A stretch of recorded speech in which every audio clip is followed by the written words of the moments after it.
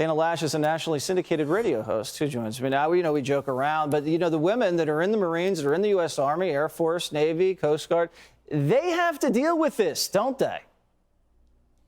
Yeah, and Jesse, they shouldn't have to. What I found really interesting with all these training manuals is that they say that, well, transgender soldiers aren't expected to modify or alter their behavior just because someone else is uncomfortable. But what gets me is that for all the talk of equality, women are expected, and everyone else who isn't transgender, to modify and alter their behavior. Women are told to just shut up. So if a man feels uncomfortable changing with other men or showering where other men shower, he can go to the women's facilities. But if women feel uncomfortable, what are they supposed to do? We're told to shut up. We're told to not trust our gut instinct. We're told to ignore it. We're bigots. We're whatever sexual slur like TERF they want to call us.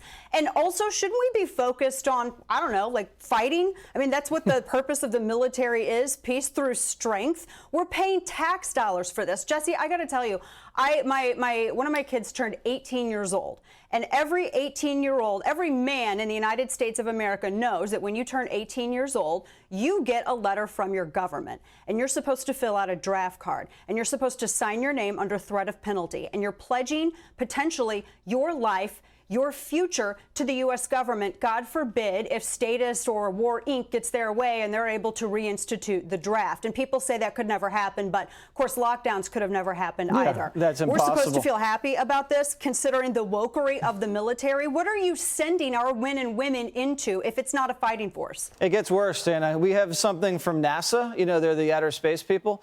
They said asking an Asian person to help with a math or science problem is a microaggression. Everything's a microaggression. Like blinking is a microaggression. Sneezing is a microaggression. Can people stop trying to find empowerment in being offended and try to find it through merit? That's our problem right now. Yeah, Dana, my gosh. Dana, I think we need all the help we can get when it comes to math and science at NASA. If an Asian can help out, that's fine.